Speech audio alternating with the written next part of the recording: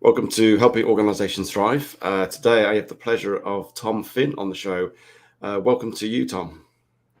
Julian, thanks so much for having me. Great to be with you. It's good to have you too. I know we're a big time difference. I'm in the afternoon, you're in the morning, but that's still not stopped us connecting. So you're the co-founder and CEO of LegUp, and LegUp is a professional coaching and preventative mental health platform. Integrates world-class coaches and therapists, proprietary science-backed assessments, and lots of ROI dashboards into one easy-use platform. And before forming LegUp, you were a VP and General Manager of Aetna and Regional Managing Director of Anthem Blue Cross. So we're going to have an exciting conversation today, and we're going to be looking to explore the sort of modern way in leading teams, touching on servant leadership, psychological safety, self-care, and culture. So there's enough to get us our teeth into that. So before we get going into that conversation, Tom, the first question I'd like to ask you is, what do you love about what you do? Well, there's a lot of things I love about what I do. I moved from big corporations to being an entrepreneur, and I think that was really part of my own value system. I wanted to move into something that was a lot more creative, and so I took the opportunity to do that. But really, the reason behind why I started Leg Up was very personal. I had some challenges when I was younger in terms of feeling anxious in the workplace or not feeling supported, not feeling like I had the skills and the tool sets to really be the most effective leader I could be.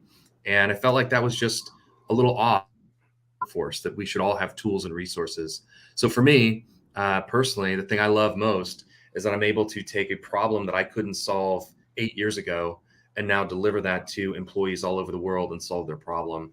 And the feedback we hear when people go through our programming is that a lot of people, it changes their life, changes their vision on their own career, and certainly supports them and their family as well. That's great, isn't it? You've taken a problem that you had and then has now created a solution by creating a company whilst becoming an entrepreneur, which is something you perhaps want to do anyway. So that's great, actually. It's lovely to people to hear they solved a problem as opposed to moaning about it, complaining about it. You did something about it. Well, I think so. And the key is really understanding your own purpose and understanding what you need first to be satisfied. And that could be a meaningful job. It could be just taking some self-reflection. But I think the first thing you have to do in any portion of your career, it doesn't matter if you're early, mid, or late career, is reset and say, what is my purpose? What is my attitude about my career? What am I looking for? And I took that pause for myself personally years ago, and then set a plan out to start executing. Yeah, and purpose is really important. Purpose, as in knowing your purpose, having clarity of purpose, at whatever stage, is vital. And just bringing that to the context of leadership and I suppose leading in modern times, or what I want to say, almost post-pandemic now. We're in a sort of I feel like we're in a post-pandemic sort of period.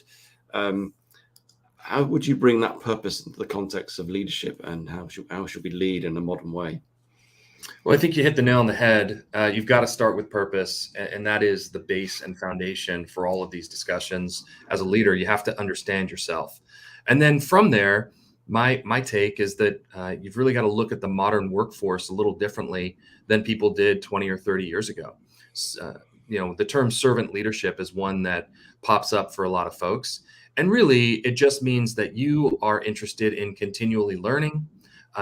You are trying to understand your workforce versus being all knowing and telling them all the smart things you know. You're asking a lot more questions. And if you're a visual learner, it's really taking the org chart and turning it upside down, right? So now, while you used to be at the top, now you're at the bottom, and you work for the people that report to you. Your job as a servant leader is, quite frankly, to support them, whether it's supporting them in their professional career to make moves within a big corporation. You might lose people from your team, right, in a servant leadership model, and that's okay. You might lose some of your best people, but if they're growing and they're accelerating their career, it's always going to come back to you in a positive way. And so you have to play the long game. And servant leadership is a great place to start. Now, there's really 5 things that constitute servant leadership to me. So I'll give them here. I mean, number 1 is listening and understanding. Number 2 is having some empathy. um, Understand healing and how people holistically need to heal, whether that's physically or emotionally. It could be stress based, it could be burnout, right? But you've got to understand that people need time, and you can't always be pressing the gas down. You've got to Mm. let you got to let people breathe every now and again, and that is a great leadership attribute. And then, of course, self awareness. You've really got to be self aware. You can't be focused on yourself. You've got to be focused on others. And then, last but not least, persuasion.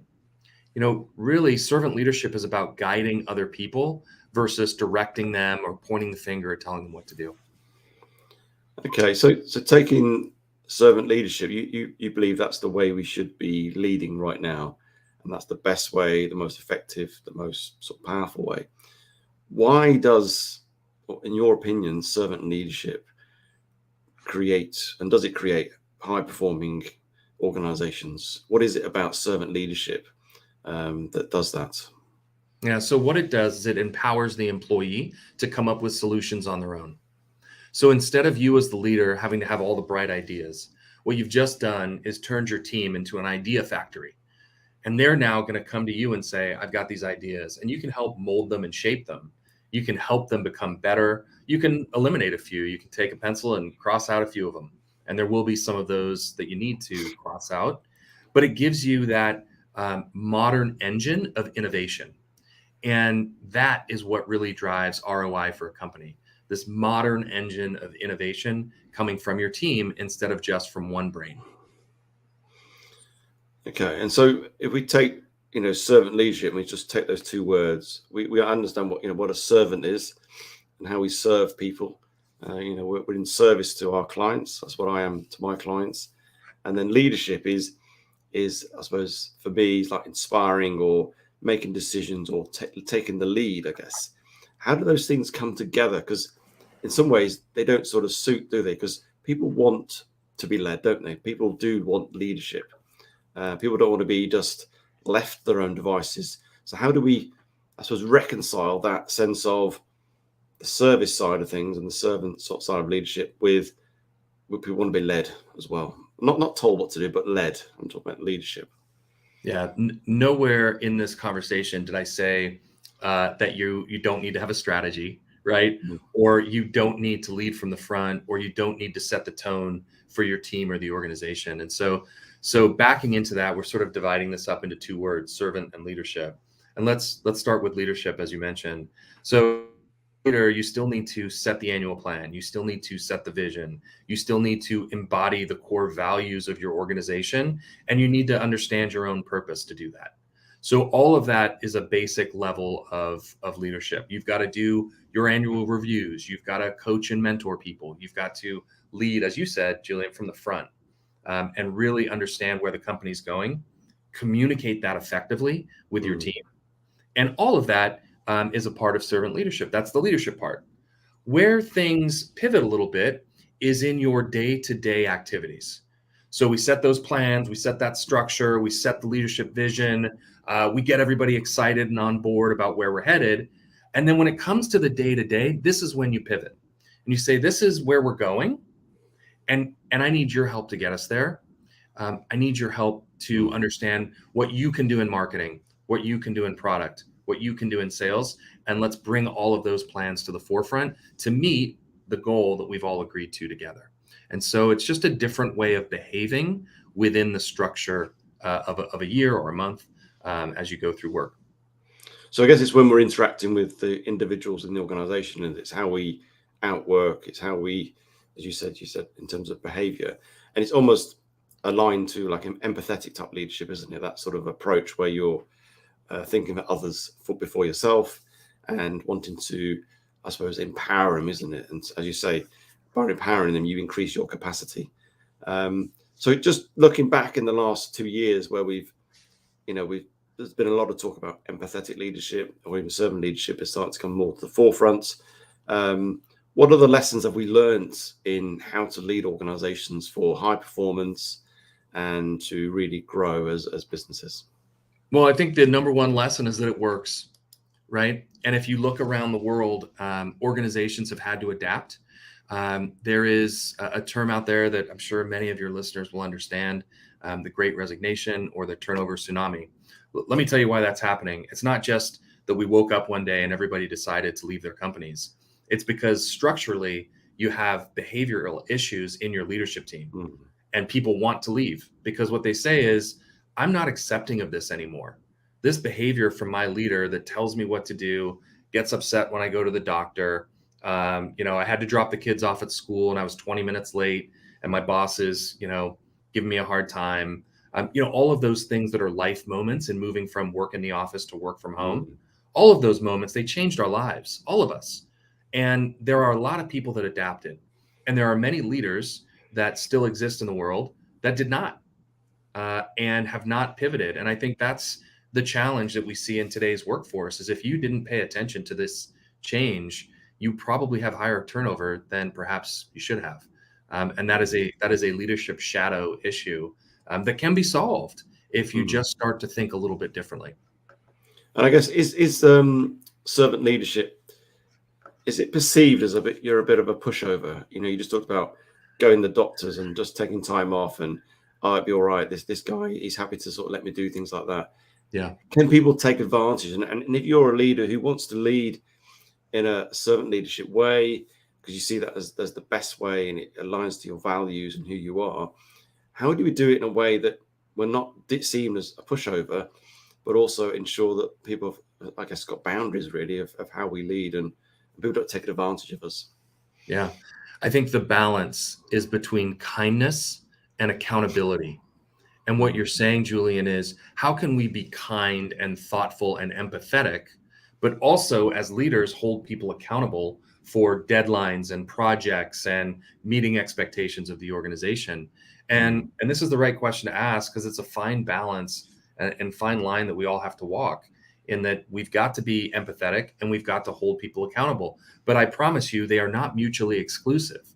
You can do both, right? So let me give you an example of how you do that. So what you do is you say, hey, no problem, doctor's appointment, took the kids to school, had to go to a sports event for one of your children early. Great. All of that stuff is part of your life and it's important. But the deadline on Thursday at 2 o'clock is still the deadline on Thursday at 2 o'clock, right? mm, And that's the accountability piece. I've given you enough time to do the project. It's your job to hit the timeline. And if you need to leave at 2 in the afternoon to go do something, great. Come back and finish it later in the evening, and manage your calendar, in a really mature way. So accountability, kindness, and mm. empathy can all go together, in this model. Yeah, it's like when you empower somebody, isn't it? You give them a deadline, you give them the tools and the resources, and you set it in stone. That's what you're going to do, and then you let them get off and do it however they want to do it, in the way they want to do it, and use their talent and their skill, and their timing and how they're going to go about it. I guess I suppose it's creating that sort of flexibility, isn't it? It is, but what you're touching on is this idea that, what happens if that employee doesn't, um, succeed? What if they miss the deadline? Mm, How is that going to hurt my leadership? How is that going to hurt my team? Right. So there is some fear here for a lot of people with servant leadership, and it's really around, What ooh, fear from the employees or fear from the leaders, fear from the leaders. Yeah. right? No, the employee loves the servant leadership model. Uh, you're not going to find an employee that says, I don't want flexibility. I don't want somebody to listen to me. I don't want to be empowered. Right. That's not going to happen. But I think from a leadership standpoint, there are those that say, I have a little bit of fear here. If I give up too much of this control, that perhaps somebody makes a mistake and that reflects poorly on the leader. Or maybe it's a pride issue, right? Mm, I'm giving power away and it threatens my own personal ego, right? Or maybe there's another one here. You've got that sort of arrogance or self worth, that my self worth is tied to giving deadlines, being mm. strict, telling people when to show up, telling people when they can organization. And those are just dated feelings. And I think that again comes back to find your purpose as a leader first, and then you'll be able to change these behaviors over time.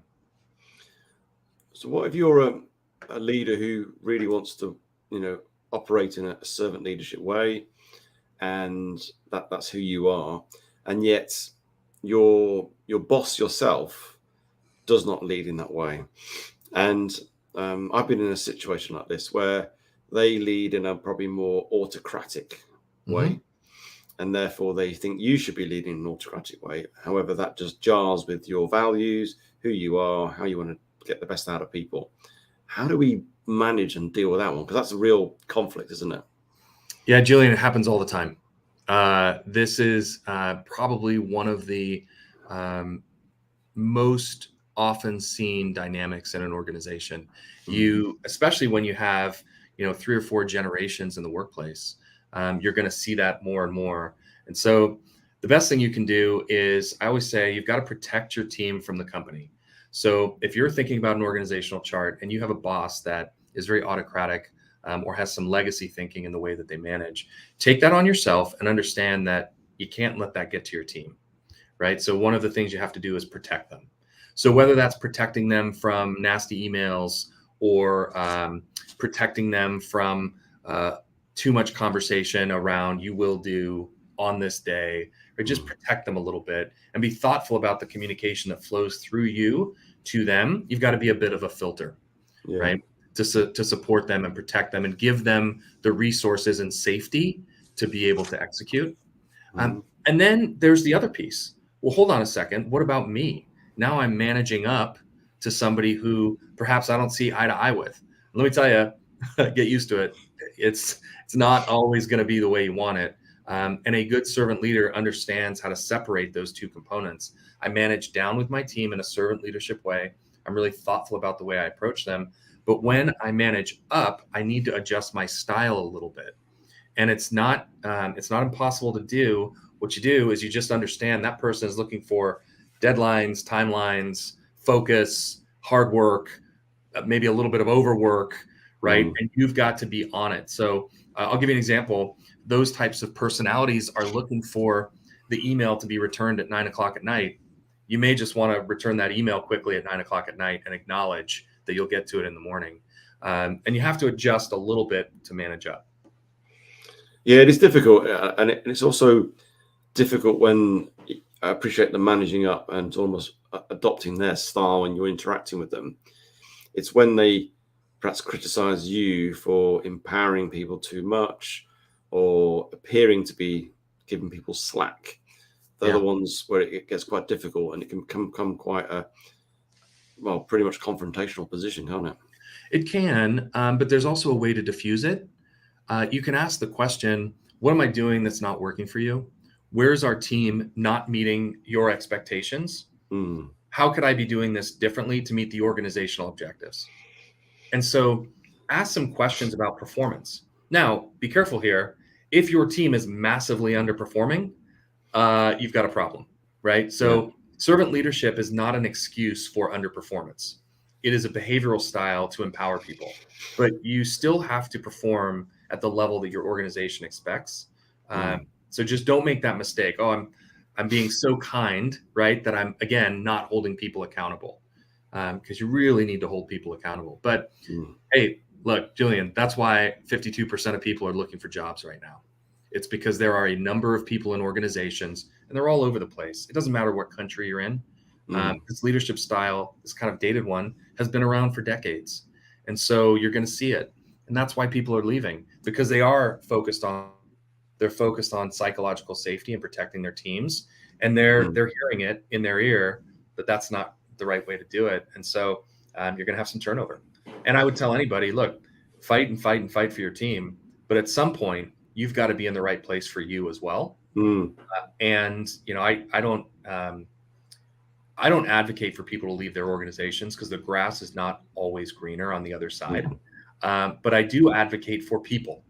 And so if you're a leader, you're still a person. You've got a family, you've got parents, you've got loved ones that you care about. You still have to be in a really good place. So Mm. fight for your team, do the best you can to explain to the leader that isn't quite hearing you, what your objectives are. and then be ready to make changes that fit you as well.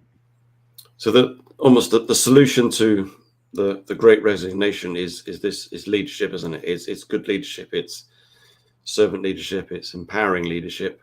Um, how do we sort of shift that into making our organizations have a culture that starts to, I guess, facilitate that and start to grow your own sort of servant leadership? And I know things all start from the top, but what's been your experience? What's been your observations where organizations have perhaps been a little bit autocratic and now shifted to more of a servant leadership? What's been the intervention and the support that's got them that way? Well, we could take culture a million different directions, and everybody that's listening has a different version of what culture means to them. So let's start by defining sort of my definition of culture. It's very simple. Culture for me is those with a fixed mindset versus those with a growth mindset. So let me tell you what I mean by that. A growth mindset is when people believe that their abilities can be developed, that they can do it. I want to do it. I'm excited to do it. Effort is given, right? And that's a key to success. And that creates the culture of innovation, of higher ROI, of people actually liking each other in the workplace, right? And that's really important. This growth mindset for me. And then there's this other school, which is the fixed mindset. And the fixed mindset is very simply, I'm waiting for somebody to tell me what to do. Or you might have heard this one if you're in a big corporation. Hey, that's not the way we do it. We've always done it this way, right? And I've heard that, and I'm sure you have too, countless times in big organizations. Hey, that's not the way we do it around here.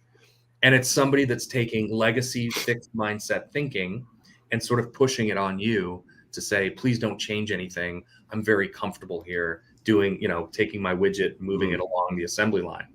And so culture, if you start to unpack it, comes down to how many people do we have with a growth mindset that are good communicators, that can build trust with each other. And those are some of the key components to really building a modern culture, starting with growth mindset. So that's taking people who you believe to be in the growth mindset and I guess working with those individuals. Or do we start to look at those ones with a fixed mindset, and can we flip them as a way of flipping them to more of a growth? Or you think that that's it, they're fixed and they're just very difficult to get at? They're always stuck in their ways. They don't take risks. They don't get out of the comfort zone, all those sort of things because they're fixed.